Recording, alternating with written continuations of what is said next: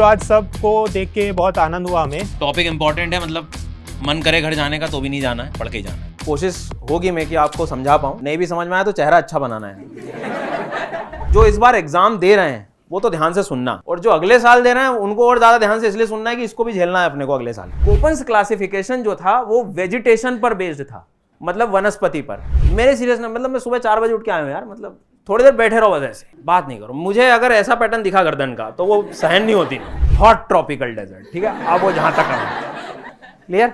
पर ये बात ध्यान रखना, डेजर्ट्स एक्चुअल में कहाँ मिलेंगे सबसे ज्यादा? Antarctic region. जब भी आपके पास अपना समय हो एनसीईआरटी का ये चैप्टर जरूर पढ़ लेना, क्योंकि आज ही समझ आएगा ये, उसके बाद ये क्लास हो सकता है तुम्हें दोबारा देखनी पड़ जाएगी। सुदर्शन गुर्जर सर से उनसे पढ़ने के बाद तो मुझे नहीं लग रहा किसी से ज्योग्राफी पढ़नी पड़ेगी, क्योंकि बहुत बेसिक से बहुत एडवांस तक पढ़ा रहे हैं। ज्योग्राफी पढ़ा रहे थे सुदर्शन सर, तो उन्होंने भी जो बहुत फंडामेंटल कॉन्सेप्ट है उसको एक्सप्लेन किया। ये नहीं कि बिल्कुल किसी एक टॉपिक के डिटेल में चले गए, बल्कि एक बहुत ही जो जेन्युइन चीज़ है या जो फंडामेंटल एस्पेक्ट है उसको हमको एक्सप्लेन किया। सुदर्शन सर ने काफ़ी PYQs करवाए, कोपेंस क्लाइमेट क्लासिफिकेशन करवा दिया एक बेटर वे में।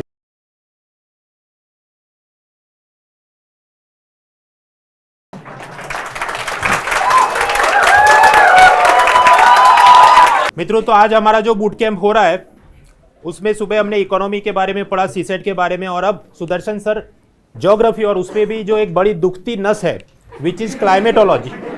किताबों से खुद समझ में पूरी आती नहीं। कुछ बार ऐसा एनसीईआरटी का एक स्टेटमेंट 2 स्टेटमेंट बाहर के पूछे तो नोट पेन लेके बैठना, सर जो पढ़ा है अपने शब्दों में आप लिखते रहना। ये पावर पॉइंट वगैरह भी आपको प्रोवाइड किए जाएंगे।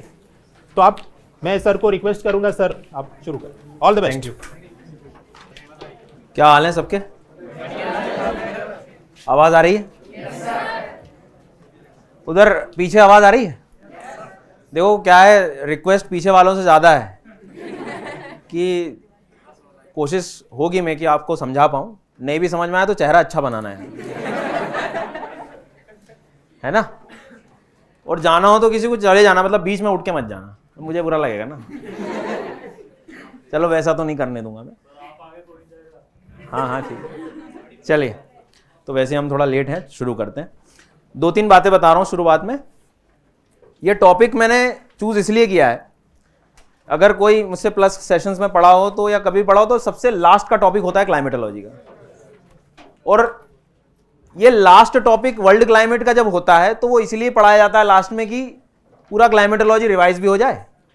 तो ये टॉपिक मैं आप लोगों के लिए इसीलिए जानबूझ के लाया हूं कि इसको पढ़ते पढ़ते, ये टॉपिक तो जो होना है वो हो ही जाएगा, बट इसको समझने के लिए आपको पूरी क्लाइमेटोलॉजी आनी चाहिए। तो स्पेशली ये टॉपिक जो इस बार एग्जाम दे रहे हैं वो तो ध्यान से सुनना, और जो अगले साल दे रहे हैं उनको और ज्यादा ध्यान से इसलिए सुनना है कि इसको भी झेलना है अपने को अगले साल के लिए, है ना। तो काम को तो मतलब ऐसा मत समझना कि मुझे तो इस बार एग्जाम नहीं देना तो अभी मैं क्या बाद में पढ़ लूंगा। ये अगले साल कब आ जाएगा पता भी नहीं लगेगा आप लोग। शुरू करेंगे हम। कुछ काम की चीजें मैं कहूंगा वो लिखते चलना, और मैं क्वेश्चन पूछूंगा बीच में, मैं कहीं से भी आके पूछ लूंगा, उधर भी आ सकता हूं मैं, वहां भी आ जाऊंगा, मुझे ये कैमरे से कोई लेना देना नहीं। तो मेरी क्लास में बैठोगे मैं पूछूंगा, ठीक है। सबसे पहले ये ध्यान रखना है अपने को कि, तो आगे अपने टॉपिक की तरफ बढ़ेंगे हम, लेकिन एक इंपॉर्टेंट बात आप ध्यान से सुनिए। अगर आप यूपीएससी की पूरी कंप्लीट तैयारी करना चाह रहे हैं, कहीं जाने की जरूरत नहीं है, बड़े शहर जाने की जरूरत नहीं है, अपने घर शांति से बैठो और बस एक इंटरनेट कनेक्शन के साथ और अनअकैडमी के सब्सक्रिप्शन के साथ, ये है इंडिया के टॉप एजुकेटर्स। हर एक सब्जेक्ट में geography, environment, disaster management, Mrinal sir economy, ऐसे पॉलिटी, सब कुछ सारी चीजें आपको कवर हो जाएगी। और कोड बस यूज कर लेना SGYT10। इस कोड के यूज करने से तुम्हें सब्सक्रिप्शन में सीधा 50% ऑफ मिल जाएगा, साथ ही साथ 6 महीने तक का एडिशनल बेनिफिट। मतलब आप अभी से लेंगे तो सिर्फ प्रीलिम्स तक का नहीं, नेक्स्ट ईयर मेंस तक का आपको सब्सक्रिप्शन मिल रहा है सिर्फ इतने प्राइस में, 26,999 में। जी हाँ, लेकिन ध्यान रहे ऑफर का लैंड हो रहा है यानी 13 फरवरी को। और अगर बाद में भी आप इस वीडियो को देख रहे हैं तो नीचे डिस्क्रिप्शन में जो लिंक है सब्सक्रिप्शन वाली, उस पर क्लिक करके एक बार और देख लीजिए, आपको उस समय का ऑफर समझ में आ जाएगा। पर और साथ में मृणाल सर की जो प्रिंटेड इकोनॉमी के नोट्स हैं वो फ्री मिल रहा है आइकॉनिक सब्सक्रिप्शंस के साथ। आइकॉनिक सब्सक्रिप्शन में आपको कुछ मेंटर्स भी असाइन कर दिए जाते हैं, नहीं तो आपको पूरी तैयारी तो आप प्लस में भी कर रहे होते हैं। जीएस, सीसेट, टेस्ट सीरीज सब कुछ आपको अनलिमिटेड एक्सेस है एक बार सब्सक्रिप्शन लेने तक। ये पूरा जब तक आपका सब्सक्रिप्शन है, कोई सा भी बैच, कोई सा भी कोर्स, कोई से भी टीचर से कितनी बार भी सब कुछ आप पढ़ सकते हो अनअकैडमी के सब्सक्रिप्शन में, जितने भी एजुकेटर्स अवेलेबल है उन लोगों से। ठीक है, doubt clearing session, test series, evaluation, GS, CSAT सब कुछ, टेस्ट सीरीज भी इसमें हो जाएगी आपकी तो आप सब्सक्रिप्शन ले सकते हैं, लिंक आपको नीचे मिल जाएगी। ये जो व्यक्ति है, मतलब ये व्यक्ति का नाम है, कोई ऐसे मतलब ज्योग्राफी में अल्फ्रेड वेगनर का नाम सुना है अपन ने, है ना? तो चाहे लिथोस्फीयर का सेक्शन पढ़ रहे हो, क्लाइमेट का सेक्शन पढ़ रहे हो, तो हर सेक्शन में कुछ ना कुछ ज्योग्राफर्स बड़े महत्वपूर्ण रहे हैं। तो कोपन्स को हमेशा याद इसलिए किया जाता है क्योंकि इसने पूरे वर्ल्ड के क्लाइमेट को लोगों के सामने सबसे पहले लाके रख दिया था।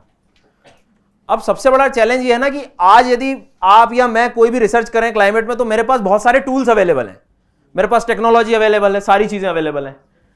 जब आज से एक बहुत लंबे समय की बात करें, जब इन्होंने अपना काम किया था कि क्लाइमेट का क्लासिफिकेशन किया, तो सबसे बड़ा चैलेंज तो इनके पास जो था वो ये था कि क्लासिफिकेशन करूं तो कैसे करूं, किस बेस पे करूं, और यहां से भी हमारे लिए कुछ चीजें काम की हो सकती हैं।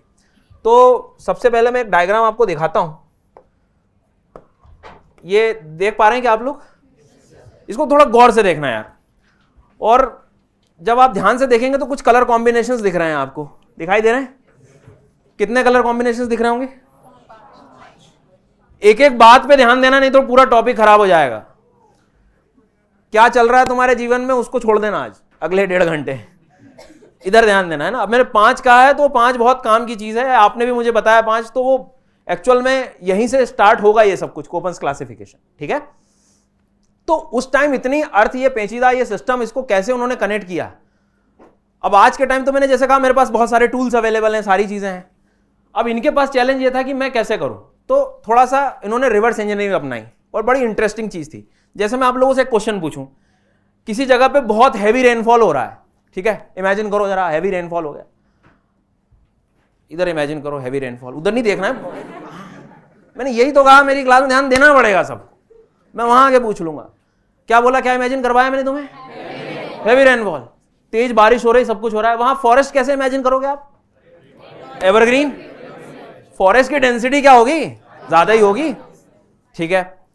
अगर मान लो मैं आपको कहूं कि रेनफॉल है ही नहीं, पूरी एरिडिटी है, सूखा है, बिल्कुल कुछ भी नहीं है, तो बायोडाइवर्सिटी बिल्कुल नहीं है, तो मैं किसके बारे में बात कर रहा हूं? डेजर्ट्स के बारे में। तो अभी मैं क्या कर रहा हूं, पहले आपको क्लाइमेट बता रहा हूं और फिर कहां ले जा रहा हूं? वेजिटेशन पे ले जा रहा हूं। जैसे मैंने बोला ना, बारिश हो रही है, टेम्परेचर बहुत है, ह्यूमिडिटी है, और फिर मैं आपको कहां ले जा रहा हूं? फॉरेस्ट की तरफ।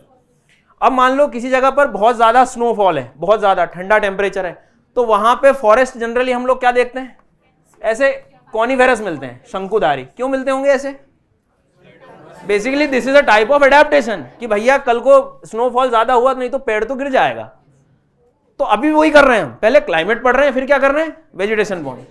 ये कोपन भाई साहब ने क्या किया है, पहले वेजिटेशन को देखा है, वेजिटेशन को समझ के, टेम्परेचर को समझ के फिर एक्चुअल क्लाइमेट पे आए हैं। तो सबसे इंपॉर्टेंट पॉइंट याद रखना है आपको कि कोपन्स क्लासिफिकेशन जो था वो वेजिटेशन पर बेस्ड था, मतलब वनस्पति पर। कैसे? चेक कर लेते हैं। कोपन ने देखा कि यार पृथ्वी के बीचों बीच ये वाले ऐसे क्षेत्र हैं जहां पे एवरग्रीन फॉरेस्ट मिल रहे हैं, सदाबहार वन। कोपन ने देखा कि कई पर्टिकुलर जगह ऐसी भी हैं जहां पर टेम्परेचर बहुत ज्यादा कम है, मतलब पूरे जो कॉनिफेरस फॉरेस्ट दिखाई दे रहे हैं। तो इन्होंने पहले जो चीज दिखी, मतलब फिजिकल जो वेजिटेशन दिखा उसे, उससे वो उसने क्लाइमेट का क्लासिफिकेशन किया। तो एग्जाम में कहीं भी वो पूछ रहा है कि ये जो क्लाइमेट का क्लासिफिकेशन हुआ है वो किस पर बेस्ड था, तो किस पर था? वेजिटेशन। भाई वेजिटेशन ही तो है, वनस्पति। तुम आंखों से डायरेक्ट टेम्परेचर कई बार नहीं देख पाओगे, जो सामने चीज दिख रही है वो क्या दिख रही है। अब थोड़ी देर आप खुद भी अपने आप को कोपन समझ लो। आप मान लो राजस्थान के क्षेत्र में गए, आपने देखा कि यार यहाँ की तो लीव्स बहुत ही ज्यादा थिक हैं, कटीले वन हैं, तो आप खुद ही समझ जाओगे कि यहाँ का क्लाइमेट क्या है, काफी ज्यादा गर्म है, ड्राई है, ये सारी चीजें। तो याद रखना कि ये थोड़ा सा रिवर्स पैटर्न था इसका, कि उस समय की जो समय ऐसी स्थिति मान लो आप, याद रखने के लिए कि भाई इतनी कोई टेक्नोलॉजी भी नहीं रही होगी। तो कोपन्स क्लासिफिकेशन का सबसे पहला पॉइंट है कि उसने वेजिटेशन के हिसाब से रखा, ठीक है? ध्यान रखना। अब बात आती है, इन्हीं कोई सपना आ गया था क्या कि मतलब जो है मैं क्लाइमेट का क्लासिफिकेशन करूं? नहीं। तो इनके पहले एक व्यक्ति रहे हैं डी कैंडोल करके, ठीक है? अब वो नाम हमारे लिए ज्यादा जरूरी नहीं, लेकिन उस व्यक्ति ने जो 5 क्लासिफिकेशन दिए हैं, मेगाथर्म, ज़ेरोफाइट, मीजोथर्म, माइक्रोथर्म, हेकिस्टोथर्म, इनको हम पहले समझेंगे। इनको समझने से पहले मैं आप लोगों से थोड़ा सा पहले एक्सरसाइज करवाऊंगा, उसके बाद फिर अपन आगे पढ़ पाएंगे, ठीक है? ये मैप दिख रहा है ना सबको? ये मैं लगभग यहां 0 डिग्री बना देता हूं, इक्वेटर वाली लाइन है, ये दिख रही सबको? ये लगभग मुझे पता है कि 23.5 है, लेकिन मैं आप लोगों को समझाने के लिए इसको अब थोड़ी देर के लिए आप 30 डिग्री मान लो। कितना? 30 डिग्री नॉर्थ, और नीचे क्या लिखूंगा मैं? 30 डिग्री। डन? यहां तक समझ आ गई बात? अभी पहला ये वाला लैटिट्यूड का पैटर्न बना लिया। अगला डिवीजन में जो कर रहा हूं, आपको जो तरीका बता रहा हूं, हमेशा ध्यान रखना मेडिटेरेनियन सी को पहचानना। ठीक है? किसको बोला मैंने? उसकी एकदम बिल्कुल स्ट्रेट लाइन इमेजिन करना। तो इधर कौन आ जाएगा? North America. उधर कौन आ गया? अपना पूरा एशिया। ये क्यों बता रहा हूं? क्योंकि 30 डिग्री के बाद अगला जो टास्क होगा मेडिटेरेनियन के एकदम नॉर्थ तक जाना। आप मेडिटेरेनियन से शुरू करके मतलब प्रैक्टिकली मैं 30 से 45 तक जा रहा हूं बस। ठीक है? तो पहला सेक्शन मैंने 0 से 30 किया, 30 से 45। अब मैप में कैसे मुझे इमेजिन होगा वो? तो मुझे किसको देखना है? मेडिटेरेनियन, उसी के बीच में है बस वो। ठीक है? ये बिल्कुल तरीके थोड़े याद रखने पड़ेंगे आपको ताकि आप कंपेयर कर पाओ इधर। तो पहला हो गया अपना 0 से 30, 30 से 45। अब ये तो अपने को पता है ये लाइन कितना है, किसी को पता है? आर्कटिक 66.5 के आसपास हो गया।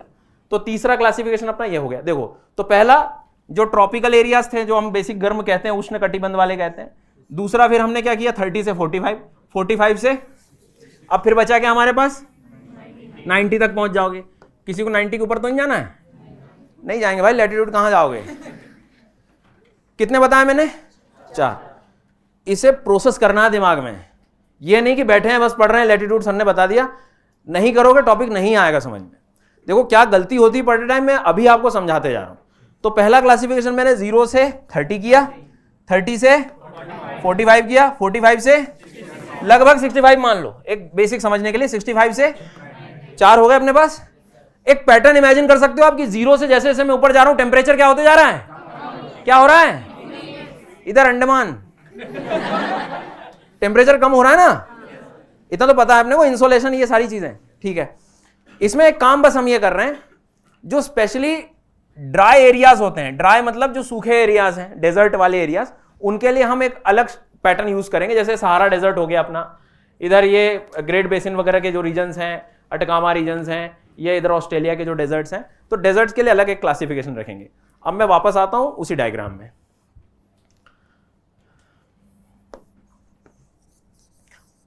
अब अपन ने 5 चीजें पढ़ी हैं, 0 से 30 डिग्री के आसपास। ठीक है? 0 से 30 डिग्री।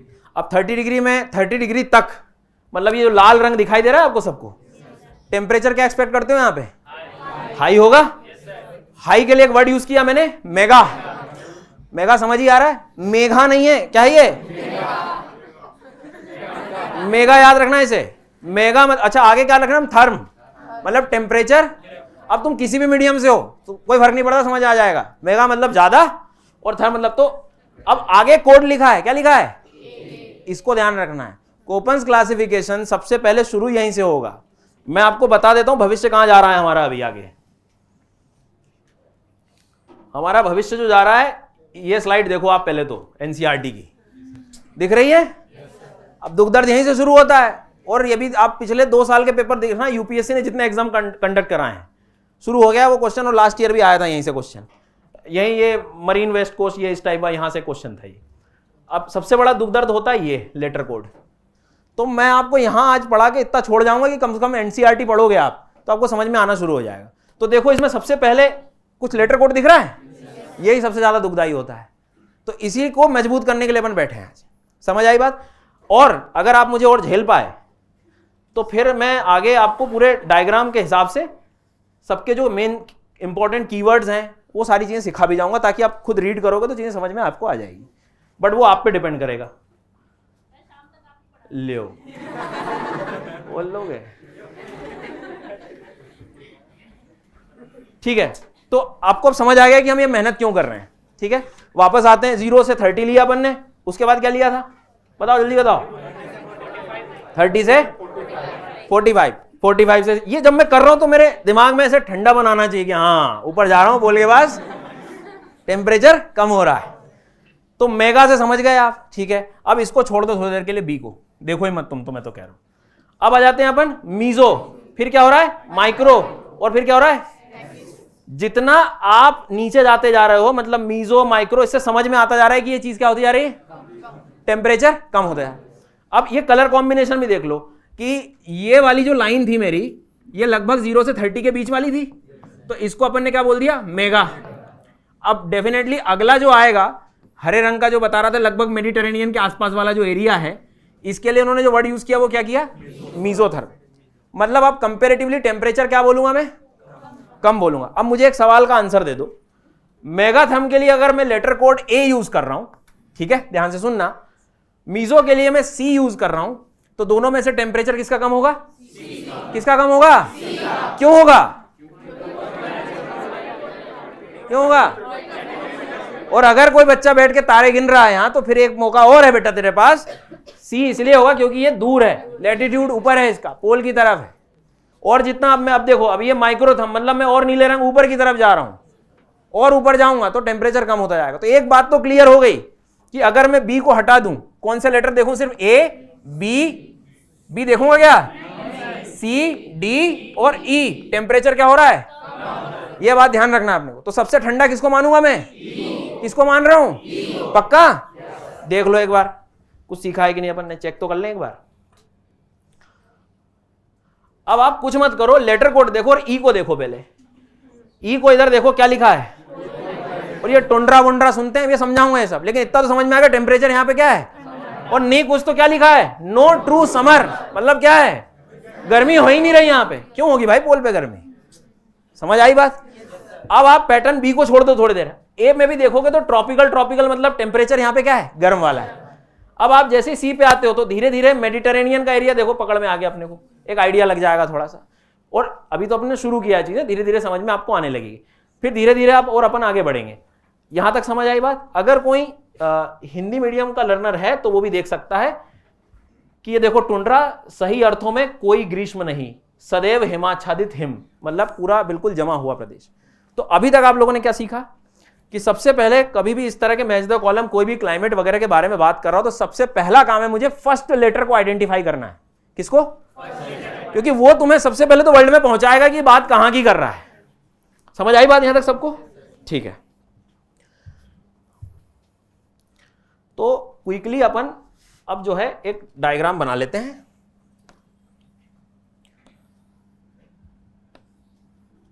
तो ये अपना 30 डिग्री तक के लिए मैंने जो वर्ड यूज किया वो क्या किया, ए, ठीक है। और उसके बाद में 30 के बाद में मैं चला गया लगभग 45 के आसपास, तो मैं कौन सा वर्ड बोल रहा हूं, बी बोलूंगा क्या, बी यूज किया ही नहीं मैंने, अभी बी मैंने कहीं भी यूज नहीं किया, तो इसकी जगह मुझे क्या करना है, सी, ध्यान रखना। और मेरे को मैप में समझना हो तो किसको देखूंगा मैं, मेडिटेरेनियन सी को, भूमध्य सागर को देखना है, उससे एक लगभग अंदाजा लग जाएगा कि कहां जाना है मुझे। उसके बाद 45 से 65 तक जाऊंगा तो मैं कौन सा कर रहा हूं, डी, और पोलर एरिया में डन। अब जो बच गया वो बचा कौन, तो ध्यान रखना हमेशा एक ड्राई वर्ड होता है यूज, एक एरिड वर्ड यूज होगा, ठीक है। और एक वर्ड यूज करूंगा मैं सेमी एरिड, और या एक तरह से जिसको हम कह सकते हैं कि जो कंपैरेटिवली ड्राइनेस जिसमें थोड़ी सी क्या हो, कम हो।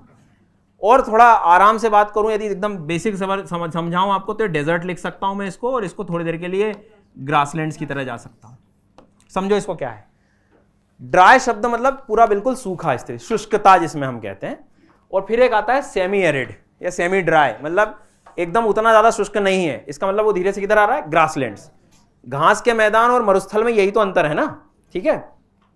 तो इनके लिए हम वर्ड जो यूज करेंगे, बी करेंगे, वो थोड़ी देर के बाद मैं सब समझाऊंगा। लेकिन अभी बोलते समय उसके लिए जो हम वर्ड यूज करने वाले थे यहां पे, वो ज़ेरोफाइट लिखा था मैंने। तो ज़ेरो अक्सर हम पढ़ते ही हैं, जो सूखे क्षेत्रों के लिए यूज करते हैं, इन्वायरमेंट वगैरह में पढ़ा होगा आप लोगों ने, ठीक है। तो यहां तक सबको क्लियर हो गया। फर्स्ट लेटर, पहले लेटर से मुझे अर्थ पे पहुंचने का पैटर्न मिल रहा है, ठीक है। लेकिन अभी बहुत कुछ बाकी है इसमें। अब आपको कलर टोटल 5 अब क्लियर दिख भी रहे होंगे। सबसे ऊपर वाला कलर कौन सा दिख रहा है, एकदम सबसे ऊपर? क्वेश्चन ही गलत है, अब तुमको तुम्हारे कलर ही अलग हो जीवन के, तो मैं क्या करूं। हाँ और क्या, जो भी दिख रहा हो, पर ई वाला ऊपर चला गया वो, ठीक है। फिर ये हो गया, फिर ये हो गया, ये हो गया, मैं भी बोल रहा हूं ये हो गया, ठीक है।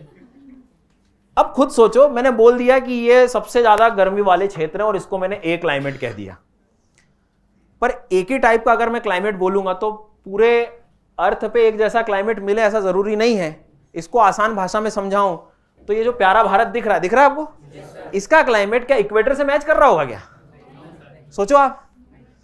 और आसान भाषा में आपको समझाऊं अगर मैं, तो एक चीज और बता देता हूं कि जो है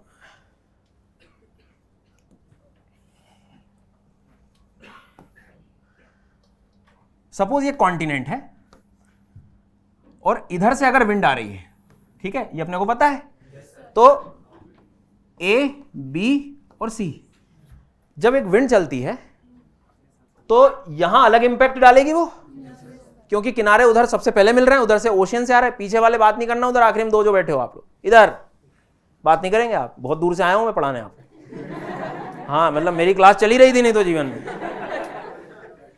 आप टॉपिक की सीरियसनेस को समझो यार, मेरे सीरियसनेस मतलब मैं सुबह 4 बजे उठ के आया हूं यार, मतलब थोड़ी देर बैठे रहो बस ऐसे, बात नहीं करो। मुझे अगर ऐसा पैटर्न दिखा गर्दन का तो वो सहन नहीं होती। जीवन के इस फेज में बैठे हैं, सब कुछ दाव पे लगा है भाई, बिल्कुल ये चीज को नहीं करना है। विंड को देखो कितनी प्यारी हवा है, इधर से आ रही है, ये जब आएगी तो फिर इधर बारिश करेगी, फिर आगे वाले के लिए पानी कम बचेगा तो क्या बन जाएगा वो, घास का मैदान। पानी होता तो पेड़ पौधे लगाते, अब ये बेचारा तो बैठा ही हुआ है। ऐसा नहीं बनना है अपने को, समझ आई ना बात? उधर उस साइड बैठना है, ठीक है। तो मैं क्या सिखा रहा हूं कि एक ही सेम लैटिट्यूड पर कितने क्लाइमेट डेवलप हो गए, 3 तरीके के। तो वो ए वर्ड से पूरा क्लाइमेट कैसे कवर हो जाएगा?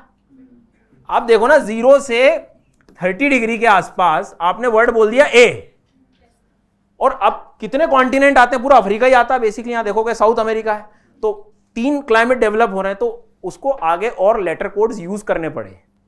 तो अब हमारे उस डायग्राम में यदि हम जाएंगे, ध्यान दो आप लोग अच्छे से, तो अब हर डायग्राम के देखो उसने आगे एक वर्ड जोड़ा है, स्मॉल लेटर्स, देखा आपने? और अब वो क्यों जोड़ा होगा समझ आया ना आपको, कि एक सिंगल लेटर से मैं पूरे अर्थ के क्लाइमेट को डिफाइन नहीं कर सकता, क्योंकि क्लाइमेट मार्जिन वाइज भी डिवाइड हो जाते हैं कई बार। जैसे मान लो थोड़े से हायर लैटिट्यूड पे गया तो वेस्टर्ली विंड आएंगी, वो वेस्टर्ली विंड भी प्रॉब्लम करती है। तो अब हम अगले कुछ मैं लेटर्स लिखाने वाला हूं, प्लीज लिखना भी है, ध्यान से भी उसको याद करना है, ताकि अपन आगे अच्छे से पढ़ पाए उसको, ठीक है।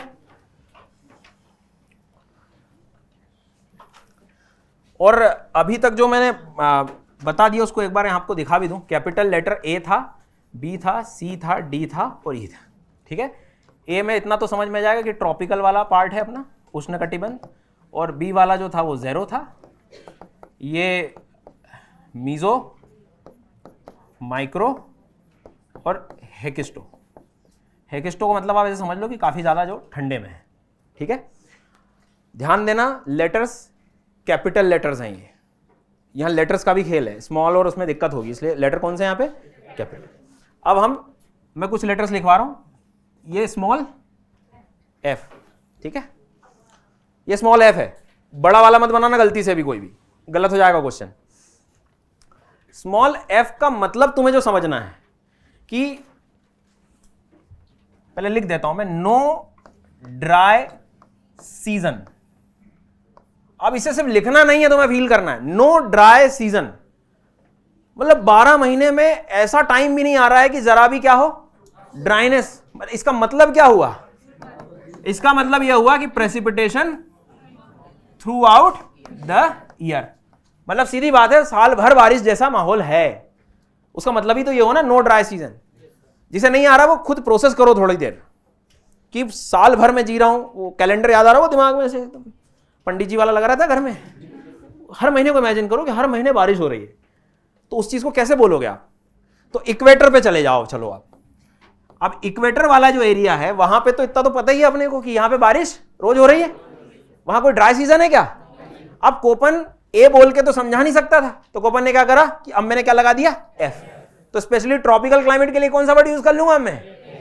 अब तुम्हारे दिमाग में प्रोसेस कैसा होगा? पहले देखा आपने ए, अच्छा टेम्परेचर ज्यादा है, एफ मतलब precipitation through out the year, और ऐसी कंडीशन मुझे कहां दिखाई देती है? अब देखो इस लेटर के मजे, अगर मैंने क्या लिख दिया, डी एफ। अब चलाओ बुद्धि, डी मतलब मैं कहां चला गया, लैटिट्यूड बोल दो, 45 से 65, मतलब उन जगहों पे चला गया मैं, समझ में आए, और जहां पर बारिश क्या होगी, ज्यादा होगी। थोड़ा सा एक डेमो देख लेते हैं। हाँ मतलब अभी उतना नहीं जाना अपने को, बेहोशी छा जाएगी।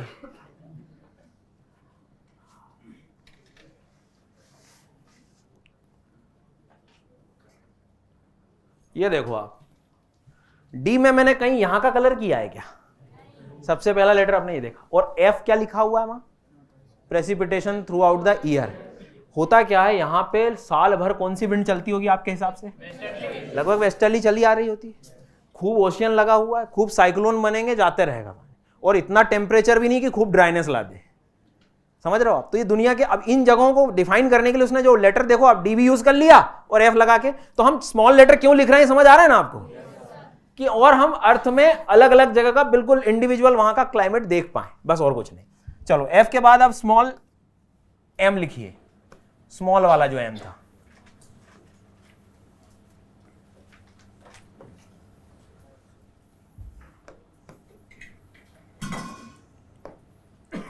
इस टॉपिक की सबसे बड़ी प्रॉब्लम है, कोड्स एक बार दिमाग में बैठ गए तो आप खुद भी रीड एनसीईआरटी को 2-3 बार रीड करके सीख सकते हो, पर प्रॉब्लम यही आती है कि ये प्रोसेस नहीं हो पाता जल्दी।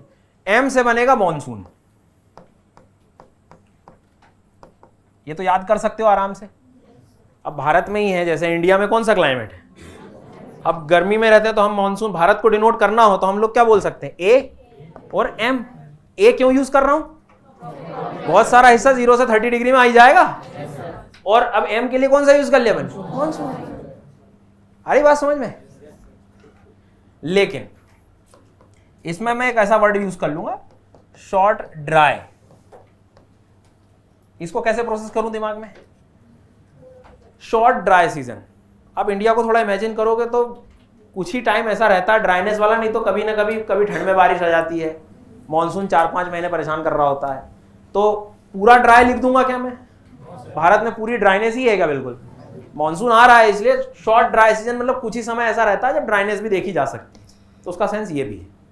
ठीक है, अब लिखेंगे हम अगला लेटर स्मॉल एस, ध्यान रखना स्मॉल एस है, और अगला है स्मॉल डब्ल्यू। आपको समझ आ रही बात, ये सब क्या है, स्मॉल लेटर्स है। अब जो भी मैं लेटर लिख रहा हूं, ध्यान देना, मैं याद करने के तरीके बता रहा हूं बस, उसी से रिलेटेड आप सीजन लिखो सबसे पहले तो, एस से समर और डब्ल्यू से विंटर, और सब में लगा दो ड्राई।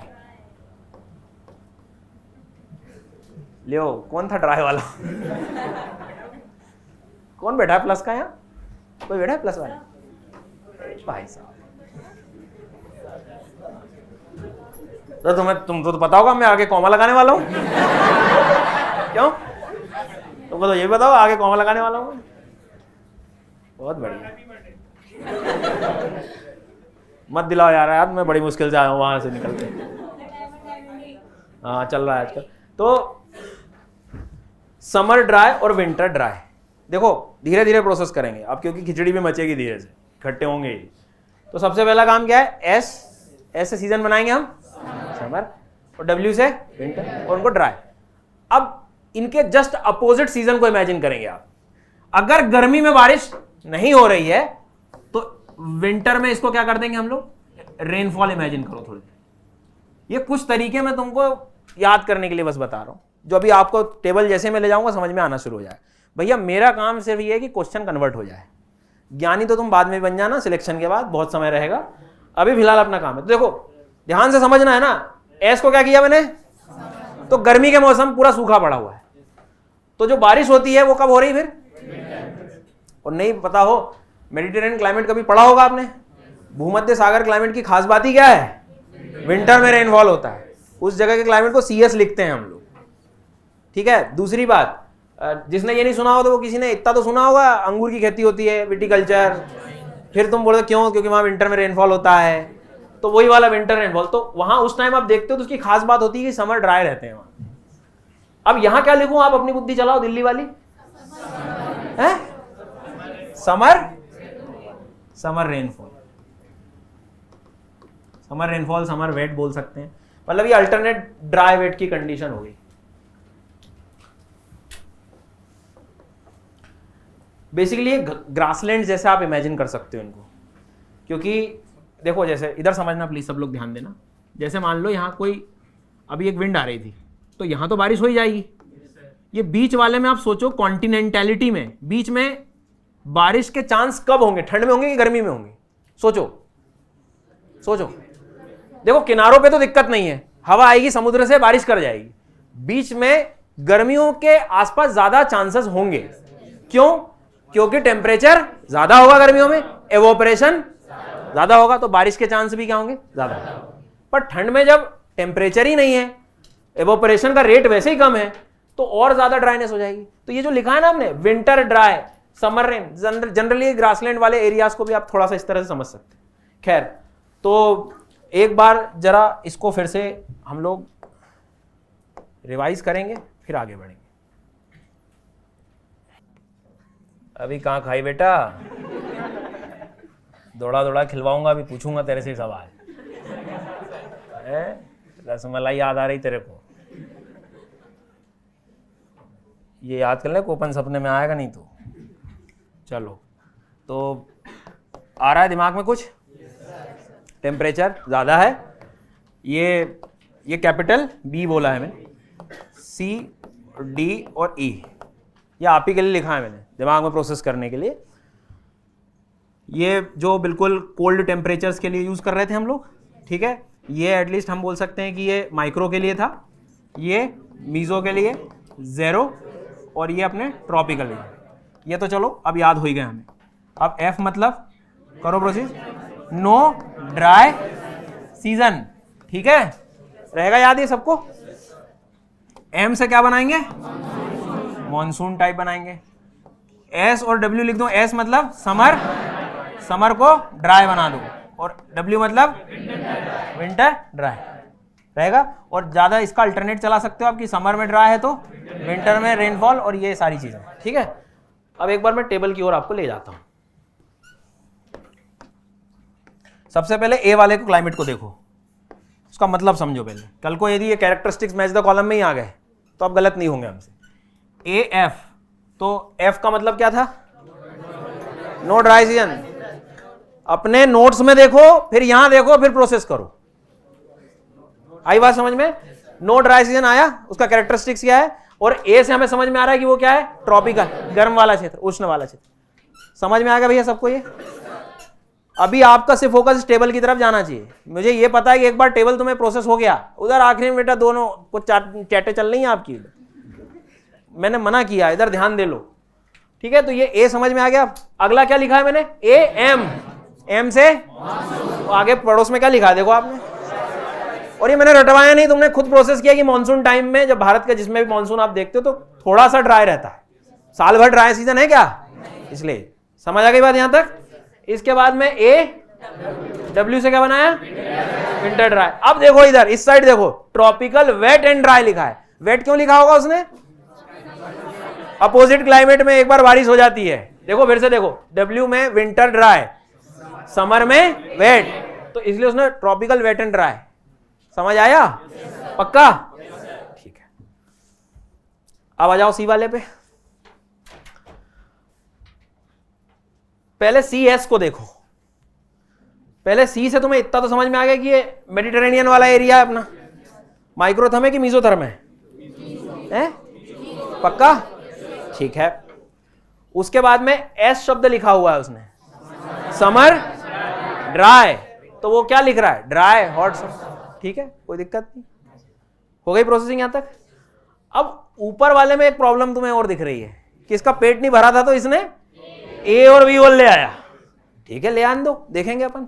पर देखो आप, सी एफ ए और सी एफ, कुछ तो समझ आ रहा होगा इसमें आपको। छोड़ दो आखिरी वाला लेटर, अब प्रोसेस करो। एफ का मतलब क्या है? मतलब वो आपका मेडिटेरेनियन वाला एरिया ऐसा दिखाना चाह रहा है जहां साल भर भी बारिश होती है, ठीक है। अब इसलिए भी होती है क्योंकि टेम्परेट साइक्लोन, जैसे हमारे यहाँ ठंड में जो बारिश होती है ना, ठंड में बारिश आपको पता है 3-4 दिन अक्सर देख रहे होते हो, वो साइक्लोन होते हैं टेम्परेट साइक्लोन। ये दुनिया के वो जगह है जहां साल भर ऐसे आते रहते हैं आराम से वेस्टर्ली विंड के कारण, इसलिए वहां ऐसे क्षेत्र भी हैं दुनिया में। तो एक डाउट और दिमाग से हटा देना, कल को कोई बातों बातों में पूछ ले कि दुनिया में साल भर बारिश कहाँ होती, तो अभी तक जो हमें तक रटवा दिया जाता है वो क्या है, इक्वेटर पे। पर ऐसा नहीं है, इक्वेटर के अलावा दुनिया में और भी ऐसी जगह हैं जहां साल भर इन्फ्लुएंस रहता है बारिश का। आई बात समझ में? और नहीं तो एटलीस्ट इतना तो समझ में आ गया है कि भैया ये लैटिट्यूड वाइज तो मैं कम से कम समझा ही सकता हूं कि सी वाला जो क्लाइमेट था। अब सी एफ से तो देखो ये लाइन समझ आ गई सबको, पहली नो ड्राई सीजन। क्यों लिख रहा हूं मैं नो ड्राई सीजन इसमें? एफ लेटर है इसलिए, ठीक है। अब अगला लेटर है ए और बी, उसको भी लिख ही लो पहले तुम। क्या? हाँ स्मॉल लिख ही लेते हैं उसको पहले, इसी में आगे स्मॉल ए है और स्मॉल बी।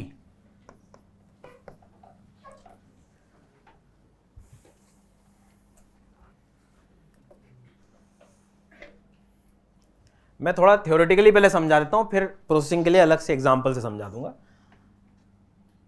जब थोड़ा टेम्परेचर उसको लगभग 22 डिग्री से ज़्यादा समझना हो, अबव, मतलब हाई टेम्परेचर वाले एरियाज को वो ए भी लिख रहा है पर्टिकुलर किसी रीजन में, और अभी मैं थोड़ी देर से आपको इसका एग्जांपल से भी समझा दूंगा। और ये जो बी दिखाई दे रहा है इसको लेस देन 22 डिग्री सेंटीग्रेड आप ले सकते हो। प्लीज कंफ्यूज मत होना बड़े लेटर से, है ना। ये छोटा और स्पेसिफिकली एक एग्जांपल 22, हाँ मतलब 22 डिग्री से कम, और इतना नहीं पूछ रहा है वो, सिर्फ ये समझ लेना ए हाई टेम्परेचर को डिनोट करना चाह रहा है और बी को थोड़ा सा और लो करना चाह रहा है। ये लेकिन इससे अलग है, प्लीज ध्यान देना। अभी मैं समझा देता हूं इसको। हाँ लेस देन 22, 22 डिग्री से कम।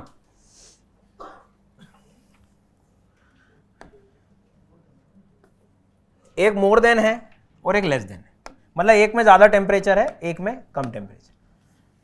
मतलब ए वाले में मैंने बोला था कि टेम्परेचर को क्या इमेजिन कर रहे हैं हम लोग, ज्यादा, और बी वाले को टेम्परेचर थोड़ा सा कम। इस चीज को तुम अगली दोनों लाइन से इमेजिन करो।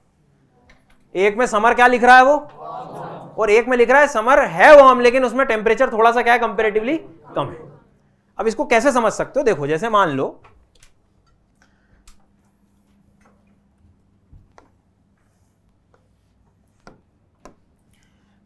फॉर एग्जाम्पल इधर देखना कि जैसे कोई प्लेस ए है और कोई प्लेस बी है, दोनों जगह बारिश हो रही है, ठीक है। दोनों मान लो थोड़ी देर के लिए हमारे जो मीजोथर्म में आ रहे हैं, पता है हमें, मान लो दोनों जगह बारिश हो रही है, तो दोनों जगह बारिश होने के लिए आपने एफ वर्ड यूज कर लिया। लेकिन आप देखो कि इक्वेटर के करीब कौन सा लेटर दिख रहा है, या मतलब कौन सा प्लेस बताया मैंने, ए, और थोड़ा दूर क्या है, तो दोनों में समर एक जैसे कैसे हो सकते हैं? समर की इंटेंसिटी एक जैसी कैसी हो सकती है? जो पोलवर्ड रहेगा वो क्या हो सकता है, थोड़ा सा ठंडा रहेगा। आप समझ पा रहे हैं?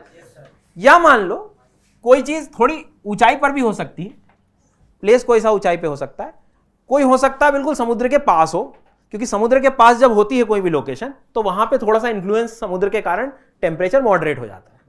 तो समर्स को भी उसने क्या किया, दो हिस्सों में डिवाइड कर दिया कि जब ज्यादा गर्मी हो रही तो उसके लिए हमने कौन सा लेटर यूज किया, स्मॉल ए, और उसके बाद में जब टेम्परेचर को कम माना तो उसने लिख दिया स्मॉल बी, ठीक है।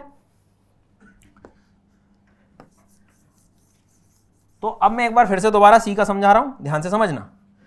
तो सबसे पहले सी तो है ही पता है, हमारा जो क्लाइमेट है वो मेडिटेरियन के आसपास है, और इधर भी समझना हो तो देखो उसने लिखा है वार्म टेम्परेट, जबकि हमारा एरिया क्या होता है 23 से हम 66 तक लेते हैं, पर अभी हम ये सी वाला पढ़ रहे हैं तो इक्वेटर के करीब वाला है, थोड़ा इधर वाला है, तो टेम्परेट में भी वार्म लिया है। इसके बाद डी वाला कोल्ड टेम्परेट हो जाएगा बेसिकली, पर ठीक है। अब सी हो गया अपना, सी से आपको समझ आ गया कि कहां पहुंच गए, लेकिन एस क्या समझा रहा है, समर, इसलिए हमने ड्राई हॉट समर लिखा। डन, यहां तक क्लियर हो गई सबको। अब अगर आगे आएंगे हम तो सी एफ के लिए नो ड्राई सीजन लिखा है। अब ए के लिए उसने क्या लिखा है, समर वार्म, और इसके बाद इधर वार्म एंड कूल समर। लेकिन खास बात आप देख रहे हो, मतलब बारिश क्या हो रही है, बारिश क्या हो रही है, थ्रू आउट द ईयर हो रही। ऐसा कैसे पता लगा आपको, क्या वर्ड यूज किया है उसने, एफ। अब मैं आपको एग्जांपल देता हूं एक, ध्यान से समझना।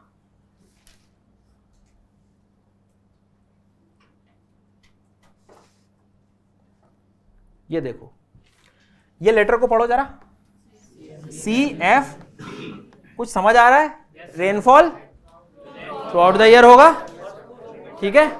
तो देखो precipitation occurs through out the year, precipitation varies greatly from 50 to 250 centimetre. ये इसकी रीडिंग्स हैं। ये आप यदि एनसीईआरटी और थोड़ा अच्छे से पढ़ोगे तो समझ में आ जाएगा क्यों।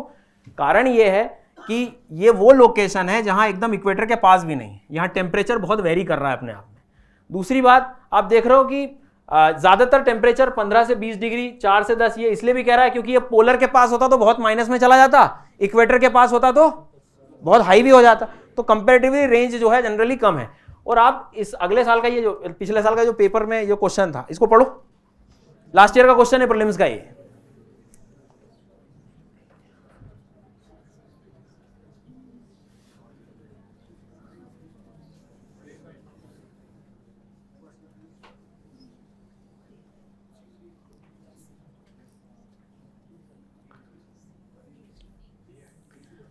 अब इसमें सबसे पहला अटेम्प्ट जो व्यक्ति करता है ना, जबकि ऊपर ऊपर पड़ गया, वो इसको लगा देगा।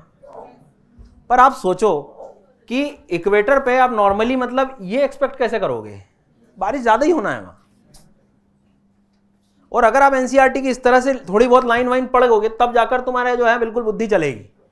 तो इसको आप देखो बोल क्या रहा है वो, marine west coast climate. Feel करो थोड़ा सा ये क्या कह रहा है। मरीन का मतलब क्या होता है, समुद्र के आसपास, और समुद्र के आसपास थोड़ा बहुत इंफ्लुएंस बारिश का बना रहेगा।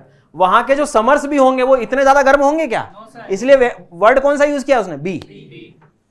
उसके बाद में वेस्ट कोस्ट। अब ध्यान देना, अगर आपने थोड़ी बहुत भी क्लाइमेटोलॉजी पढ़ी है, इन एरियाज की बात कर रहे हैं हम लोग, यहां साल भर कौन सी विंड का चलता रहे इन्फ्लुएंस, वेस्टर्ली विंड। तो कुछ ना कुछ साइक्लोन उधर से उसके किनारों की तरफ भी आ सकता है, ठीक है।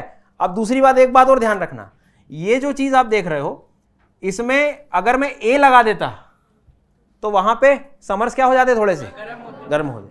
तो आपका आज का जो टास्क रहेगा मेरी क्लास के बाद, आज जाने से मतलब यहां से आप जाओगे तो शाम को थोड़ा बहुत जब भी आपके पास अपना समय हो एनसीईआरटी का ये चैप्टर जरूर पढ़ लेना, क्योंकि आज ही समझ आएगा ये, उसके बाद ये क्लास हो सकता है तुम्हें दोबारा देखनी पड़ जाएगी।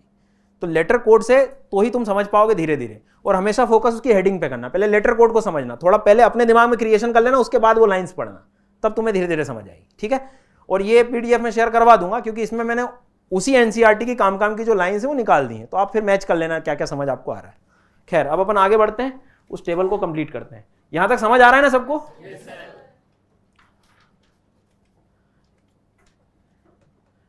नाश्ता ना सता तो नहीं बन गया किसी का? ज्यादा खा लिया सर मैंने, कोपन की स्पेलिंग नहीं दिख रही मेरे को। आप सर ये यूट्यूब पे कब डालोगे? जल्दी जल्दी सुबह उठ के देख लूंगा एक बार।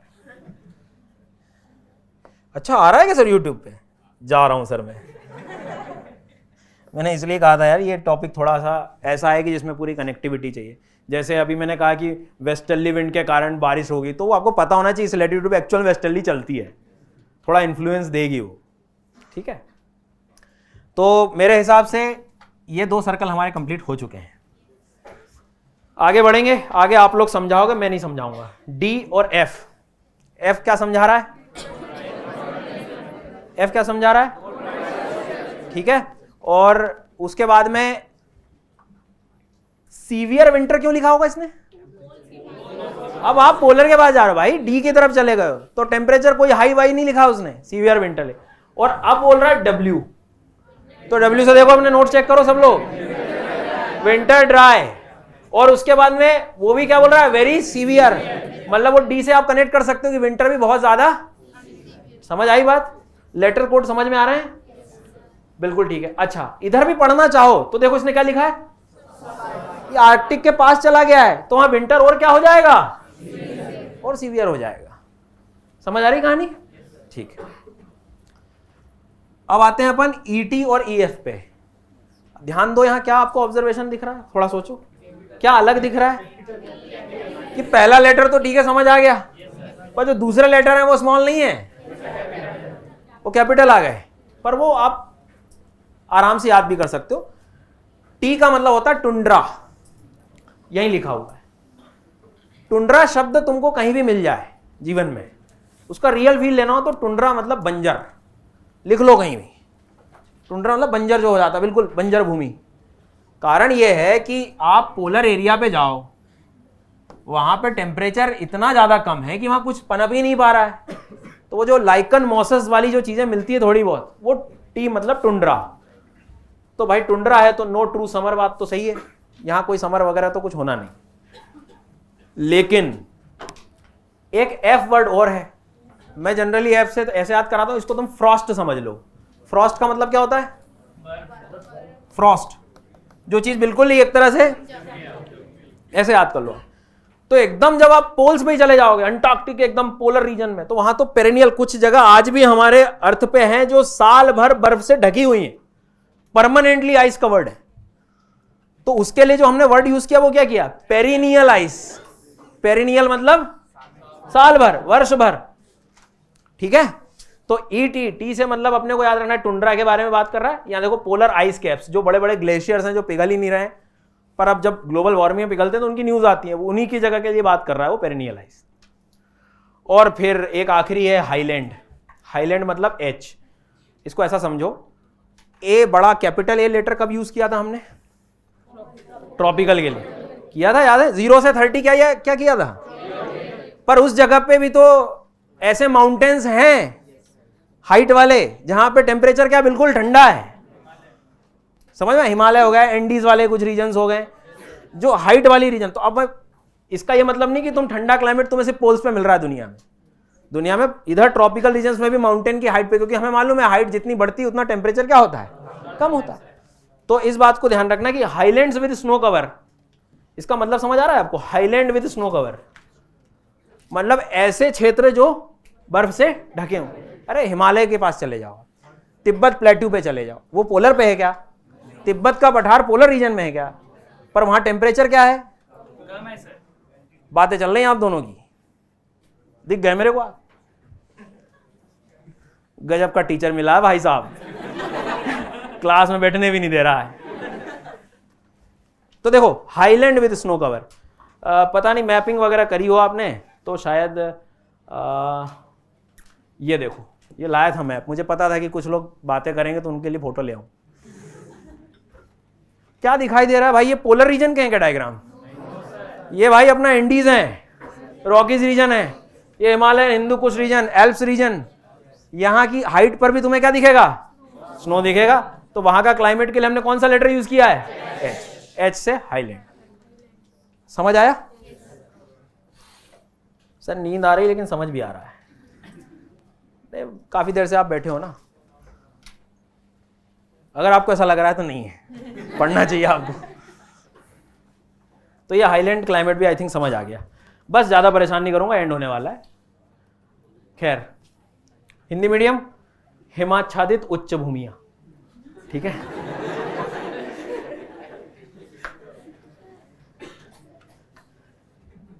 चलो भैया, अब मैं रफ कर रहा हूं इसको, और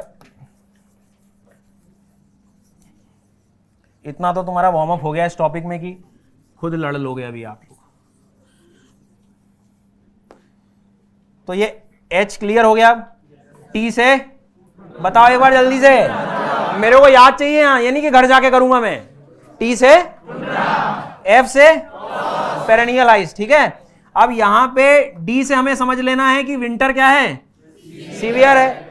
और अगर वो थोड़ा आर्कटिक के पास चला गया तो वेरी सीवियर हो गया। और F क्या दिखा रहा है? No dry snow. W मतलब डन।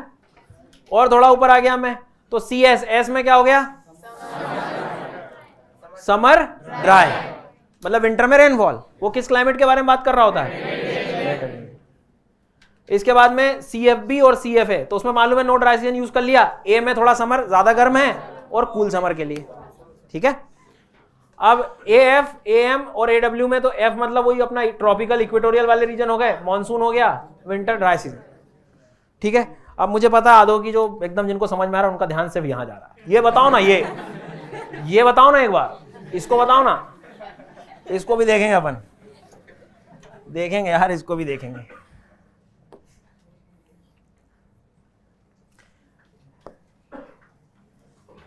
मैंने क्या एक दो स्लाइड्स खाली रख के लाया था, मैं आया यहां तक तो ये लगा था इसमें, ठीक।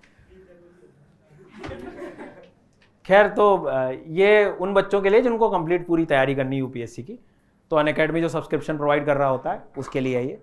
तो बाकी नीचे डिस्क्रिप्शन में आपको लिंक मिल जाएगी, सारे आपके जीएस सीसेट के सब्जेक्ट कवर हो जाएंगे, ठीक है।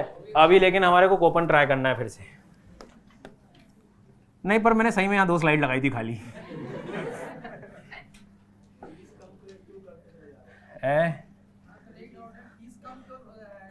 फीस कम क्यों हो रहा है? पढ़ पाओ यार तुम कम से कम। अपन क्लास के बाद बात करते हैं तुमसे, ठीक है। तेरे को बैठ के अलग से पढ़ाऊंगा मैं। कौन है ये? मैं बैठ के पढ़ाऊंगा तेरे को, ठीक है। सर हम भी थे, इधर से आ रही हो, चलो ठीक है। कौन कौन कह रहा है? अभी आंसर देना तुम 1-2 सवालों के। फिर से पढ़ाओ, अभी में फिर से पढ़ाओ। यहां ध्यान दो भैया जरा सब लोग, ये काम का है और एंडिंग अच्छी होनी चाहिए यार, है ना, समझ आना चाहिए आपको। तो ये है अपना ट्रॉपिकल रीजन, ठीक है। ट्रॉपिकल का रियल फील तुमको पता है कि गर्मी वाला क्षेत्र है, बहुत बढ़िया। ये है अपना टेम्परेट, ठीक है, मतलब यहाँ पे कंपेरेटिवली टेम्परेचर थोड़ा सा कम रहेगा। इतना तो क्लियर है। दोनों जगह क्या हमें डेजर्ट्स मिलते हैं क्या? बिल्कुल मिलते हैं, डेजर्ट भी मिलता है और यहाँ ग्रासलैंड्स भी मिलते हैं। यहाँ भी हमें डेजर्ट्स मिलते हैं, यहाँ पर ग्रासलैंड्स। नहीं समझ आए तो सहारा का नाम सुने हो? सहारा डेजर्ट मिलता है ना, ट्रॉपिकल है। गोबी डेजर्ट, पेटागोनिया डेजर्ट, ये सब इधर के हैं, ठीक है। क्या ट्रॉपिकल से कंपेयर में टेम्परेट में ऐसा डेजर्ट तो सबसे ज्यादा यहाँ मिलेगा अंटार्कटिका में। सबसे नहीं, आपसे मैं क्या कह रहा हूँ, आपसे सबसे ज्यादा डेजर्ट टेक्निकली तुम्हें यहाँ मिलेगा। What is desert? जहाँ कुछ ना हो, बंजर। क्योंकि डेजर्ट मतलब रेती नहीं होती है ना, तो ये चीज ध्यान रखना। तो डेजर्ट यहाँ मिलेगा वैसे। क्या कहाँ पे? 30 डिग्री के आसपास। मेरा मतलब वही है, 30 डिग्री की बात कर रहा हूँ मैं। अपना जो कोपन चल रहा है वो इसी एरिया के बारे में बात कर रहा हूँ, ठीक है। हॉट ट्रॉपिकल डेजर्ट, ठीक है। अब वो जहां तक है, क्लियर। पर ये बात ध्यान रखना, डेजर्ट्स एक्चुअल में कहाँ मिलेंगे सबसे ज्यादा? Antarctic region. बैठे बैठे इंटरव्यू में पूछ लिया, पता लगे। चलो, तो ये तो ध्यान रखना। और ऊपर वाले अपने टेम्परेट डेजर्ट्स हो गए, ठीक है। ऐसे ही ग्रासलैंड भी है। जैसे मान लो यहाँ पे हम लोग अपना लानोस पता होगा आपको, कटिंगास, कैंपोस, लेकिन इधर पंपास थोड़े हमें नीचे मिलते हैं, ठीक है। तो इन सब के लिए पहला जो वर्ड पहचानने वाला होगा वो क्या होगा? बी। अच्छे से ध्यान, यही छोड़ा भी है बस अपन ने। अब मैं एक एक स्टेप बाय स्टेप समझेंगे ना। ग्रासलैंड्स को हम लोग, और इधर मैं लिख देता हूं डेजर्ट, ठीक है। डेजर्ट को मैं ड्राई लिख दूं क्या? लिख दूं ड्राई? या एक वर्ड और दे दो यार मेरे को, एरिड। हिंदी मीडियम शुष्क लिख देते हैं अपन। अगर तुम डेजर्ट को ड्राई लिख रहे हो तो इसको मैं सेमी एरिड लिख दूंगा, ठीक है। क्या किया मैंने अभी तक बताओ जल्दी भैया? कुछ नहीं किया सर, आपने सिंपल बी को 2 हिस्सों के लिए डिवाइड कर दिया। एक हिस्सा जो बनाया वो किसके लिए बनाया? ग्रास जैसी चीजों के लिए। एक नहीं ग्रास समझना, नहीं डेजर्ट समझना, तो आप जो वर्ड एक्चुअल में समझना है वो क्या है? Semi arid. और एक, ठीक है, डन। अब इन चीजों के लिए, सेमी एरिड के लिए और डेजर्ट के लिए, हमें एक नया लेटर बनाना पड़ेगा। तो जब भी हम लोग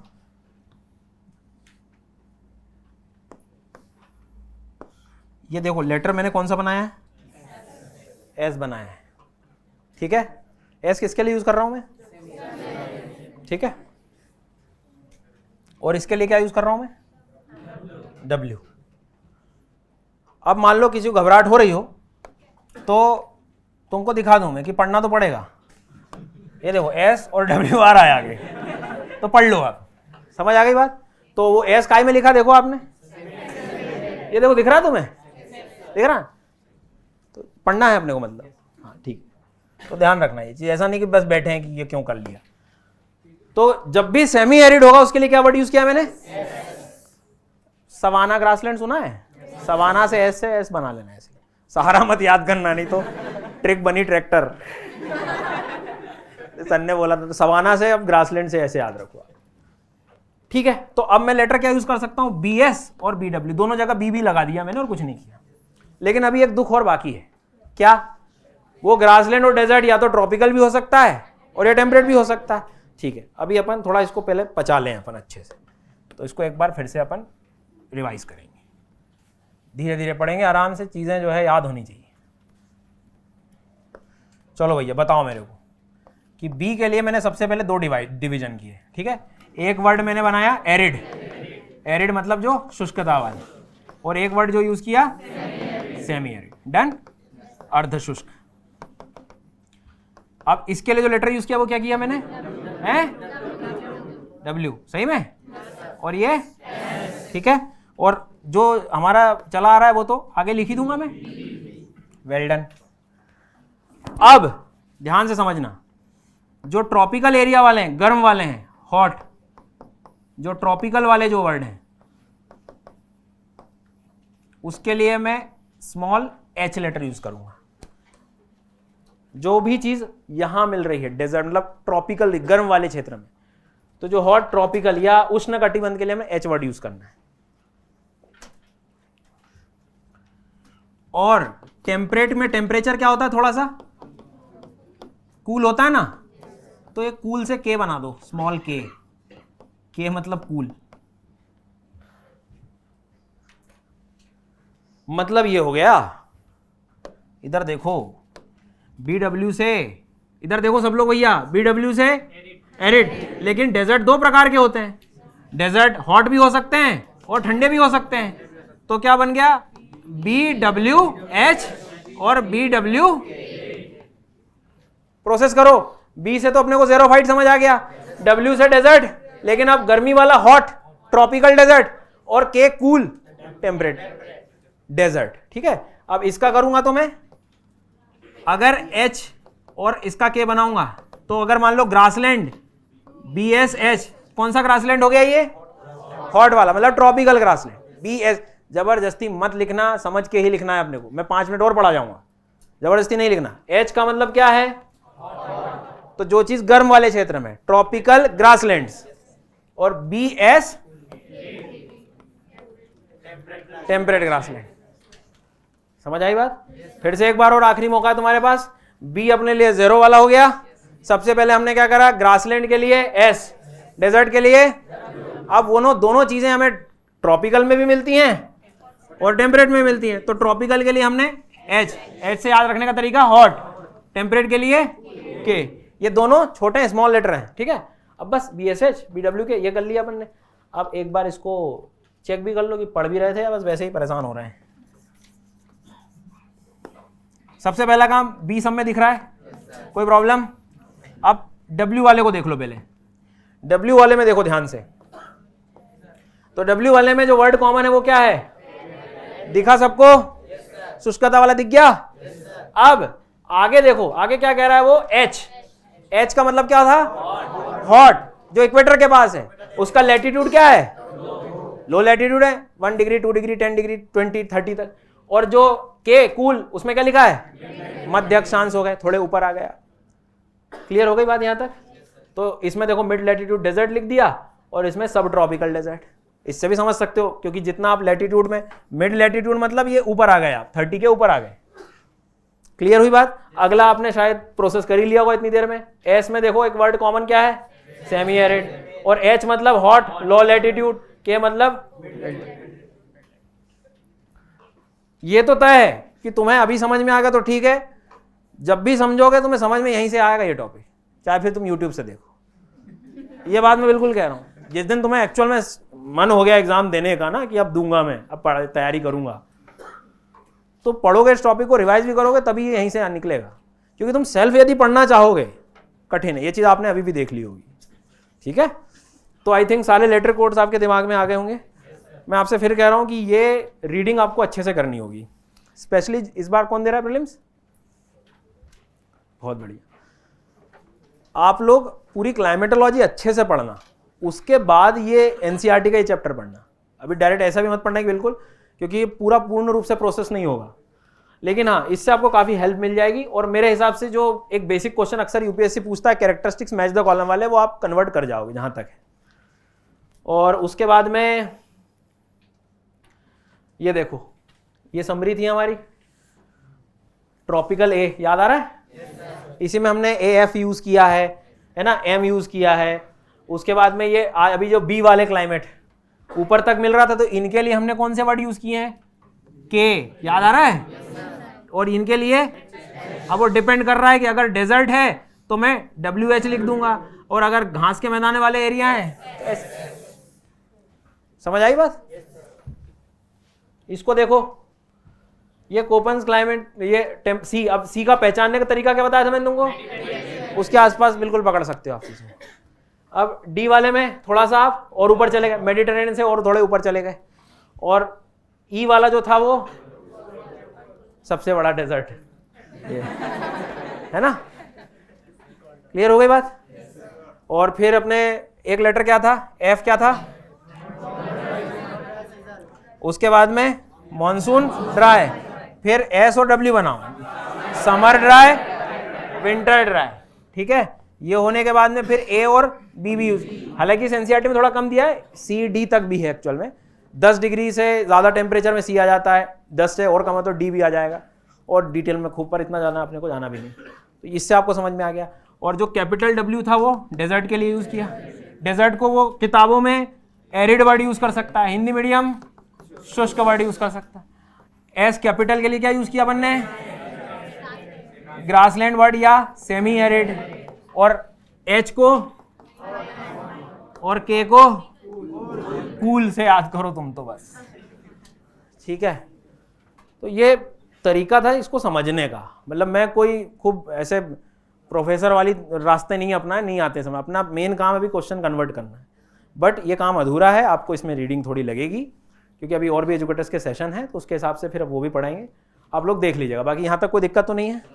जहाँ तक है, अगर आप थोड़ी मतलब अच्छे से क्लाइमेटोलॉजी आपकी आती है, कॉन्सेप्ट्स क्लियर हैं, तो आप 100% आप समझ पाओगे इस टॉपिक, कोई प्रॉब्लम नहीं आई कहीं भी आप रीड करोगे तो। एक दो चीज़ और मैं कहूँगा, इसमें से बहुत काम की चीज़ें जो हैं मेडिटेरेनियन क्लाइमेट, मैं रिकमेंड करूँगा। आप प्लस पे हो तो ठीक है, नहीं भी हो तो मेरे फ्री सेशन जो है या तो यूट्यूब या स्पेशल क्लास में मेडिटेरेनियन क्लाइमेट एक बार देख लेना क्लास। उसमें आपको विंड पैटर्न शिफ्ट जब होते हैं तो वो भी अच्छे से समझ आ जाएगा। उसकी मदद से आपको चाइना टाइप ऑफ क्लाइमेट भी अच्छे से समझ आ जाएगा। तो आप थोड़ा सा रिसर्च करेंगे तो आपको काफ़ी कुछ कंटेंट फ्री में भी ऐसे मिल जाएगा। ठीक है, तो यहाँ तक कोई दिक्कत किसी को? चलो, क्या कर लेना, लेकिन एक बार मेरे हिसाब से आप एनसीईआरटी ओपन जब करोगे, स्पेशली इंडिया के रिस्पेक्ट में, तो कुछ एक दो लेटर्स और तुमको थोड़ा सा ज़्यादा मिलेगा, और इस कॉन्सेप्ट से वो सॉल्व हो जाएगा, डोंट वरी। क्योंकि वहाँ ज़्यादातर हमें एएम बहुत यूज़ करना पड़ेगा। क्यों एएम? क्यों? मॉनसून वाली।